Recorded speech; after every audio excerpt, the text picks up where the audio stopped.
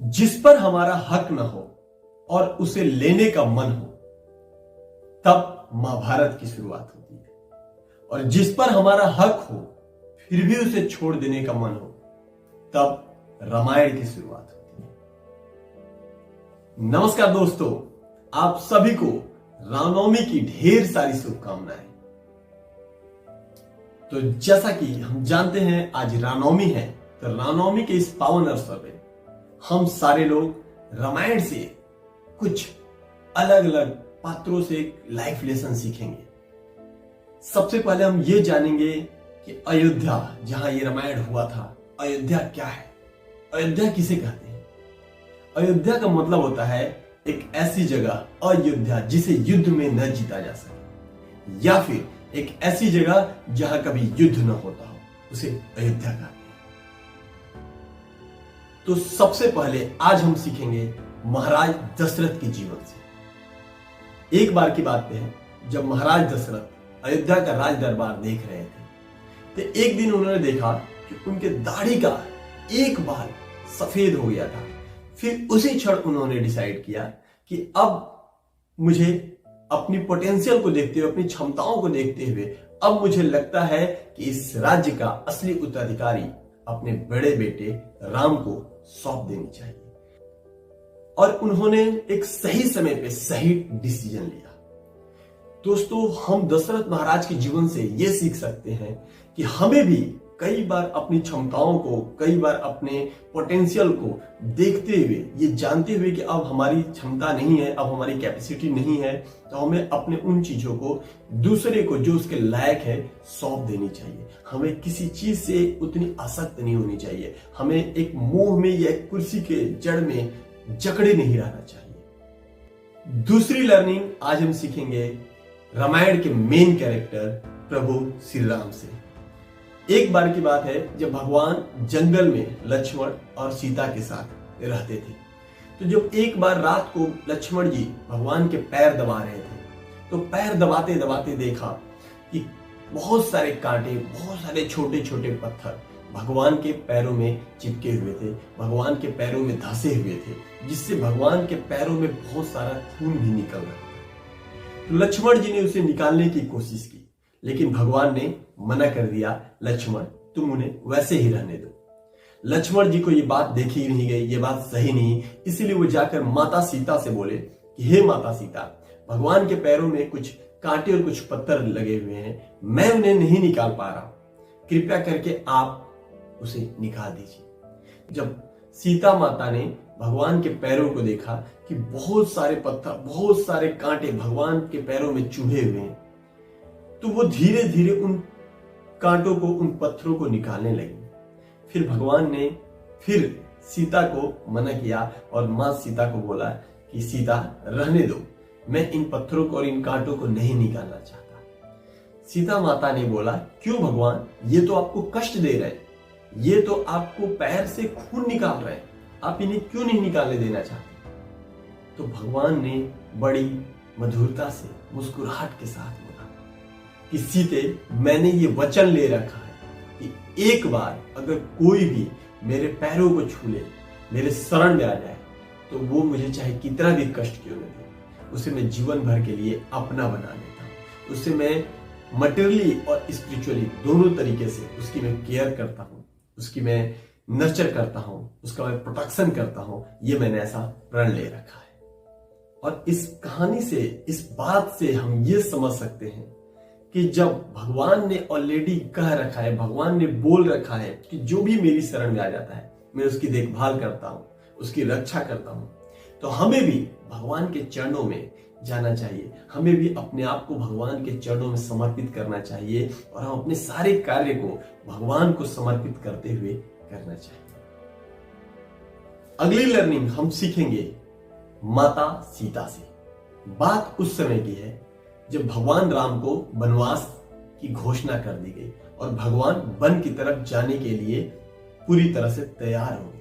और जैसे ये बात सीता माता को पता चली, सीता माता राम के पास गई, प्रभु श्री राम से कहा कि हे भगवान, उन्होंने उनसे विनती की कि हे भगवान, मुझे भी अपने साथ 14 वर्षों के लिए वन को ले चलो। भगवान ने बोला नहीं, आप यहाँ रह के माताओं की सेवा करो और आप यहाँ पे रह के सब कुछ का देखभाल हुआ है। मुझे वनवास हुआ है, आपको नहीं हुआ है। आप यहाँ रहिए। और वन में तो वन बहुत कठोर है, वन में तरह तरह के जंगली जानवर होंगे, उनसे बहुत सारे दुर्घटनाएं हो सकती हैं, तो आप यहीं पर रहें और मैं वनवास के बाद आ जाऊंगा। लेकिन ये सुनने के बाद माता सीता ने बोला कि हे भगवान, अगर आप मुझे अपने साथ वन को नहीं ले जाएंगे तो मैं अपनी शरीर को जलती हुई अग्नि में डाल के शरीर त्याग दूंगी। ऐसा सुनने के बाद भगवान हामी भर लिए। इस बात से हमें यह सीखना चाहिए कि जीवन की कैसी भी परिस्थिति हो, कितनी भी ऊंच नीच हो,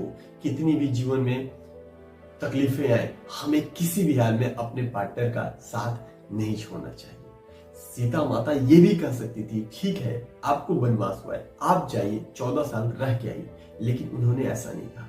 ऐसा सुनने के बाद जैसे उन्होंने सुना कि मेरे पति को वनवास हुआ है, वो तुरंत उन्होंने उस चीज को भी एक्सेप्ट किया कि अगर मेरे पति को वनवास हुआ है तो मैं भी अपने पति के साथ उस हालात में, उस परिस्थिति में उनका साथ दूंगा। अगली लर्निंग हम सीख सकते हैं भरत जी के कैरेक्टर से। जब भरत महाराज को ये पता चला कि राम जी को वनवास हो चुका है और राम जी वन को जा चुके हैं, और जैसे ही उन्होंने ये बात सुनी, उन्होंने उसी क्षण डिसाइड किया कि मैं भी जाऊंगा वन और भगवान को मना के लेके आऊंगा, क्योंकि ये असली राज तो राम जी का है, तो मैं उस राज्य को क्यों रखूं।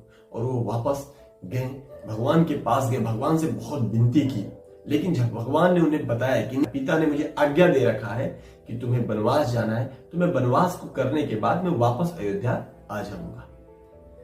तो जब ऐसा सुना, जब भरत जी ने देखा कि नहीं, अब भगवान हमारे साथ नहीं जाएंगे, भैया मेरे साथ अयोध्या नहीं जाएंगे, तो उन्होंने राम जी से प्रार्थना की कि हे भगवान, आप अयोध्या अगर नहीं जाएंगे तो आप अपना चरण पादुका मुझे दे दीजिए और आपकी जगह पर 14 सालों तक आपका चरण पादुका को ही मैं राजा मानकर आपके राज्य की देखभाल करूंगा।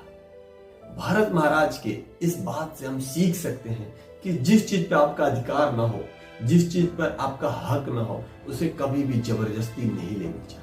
वो खुद अगले 14 सालों तक अयोध्या के पास में नंदी गांव में रहकर राम जी की तरह 14 सालों तक सन्यासी वाला जीवन जिताया, लेकिन कभी भी उस राज्य को एक्सेप्ट नहीं किया, ग्रहण नहीं किया जो उनका नहीं था।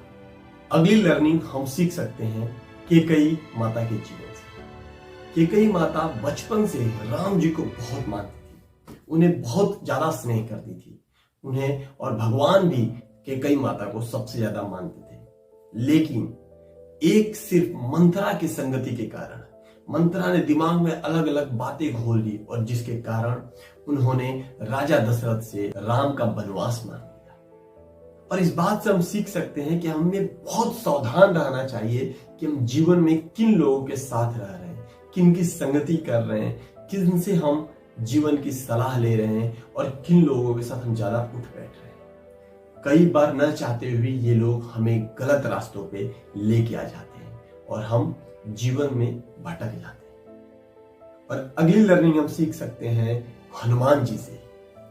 हनुमान जी के बारे में क्या कहा जाए। हनुमान जी एक ऐसे रामायण के कैरेक्टर थे जिन्होंने कभी भी उनके अंदर अहंकार नहीं देखा गया। जब भी हनुमान जी कोई काम करके आते थे, कुछ भी वो काम कर दें, चाहे वो समुद्र को लांघ के गए, चाहे उन्होंने लंका दहन किया, या फिर सेना को अलग अलग राक्षसों को मारा, या फिर संजीवनी बूटी लेके आए, जब भी उनसे बोला जाता था कि आपने ये काम किया, हमेशा बोला करते थे ये सब कुछ तो मैं राम जी की कृपा के चलते कर पाया। उन्होंने खुद कभी भी ये एक्सेप्ट नहीं किया कि मैंने ये काम किया है। जब अशोक वाटिका में सीता माता ने उनसे परिचय पूछते हुए कहा, तो उन्होंने बताया राम दूत मैं मां तू जानी के, मतलब हे माता, मैं भगवान राम का दूत हूं और बस इतना ही मेरा परिचय है। तो हमें जीवन में ये बातें सीखनी चाहिए कि हम चाहे कितनी भी ऊंचाइयां क्यों न छू ले, हम जीवन में चाहे कितने भी सफल क्यों न हो जाए, हमें ध्यान रखने चाहिए कि कहीं हमारे पैरों ने जमीन तो नहीं छोड़े, कहीं हमारे अंदर वो अहंकार तो नहीं आ गया, क्योंकि एक अहंकार ने कई लोगों को मटिया मेट कर दिया है। वो कहते हैं ना, प्राइड्स कम बिफोर फॉल। तो आज हमने रामायण के अलग अलग पात्रों से अलग अलग लाइफ लेसन सीखे। वो कहते हैं ना, हरि अनंत हरि कथा अनंता, कहूं सुनहु बहुविधि सब संता। मतलब भगवान की कहानियां अनंत हैं, भगवान की लीलाएं अनंत हैं, जितना कहा जाए उतना ही कम है। तो एक बार फिर से आप सारे लोगों को रामनवमी की ढेर सारी शुभकामनाएं। जय श्री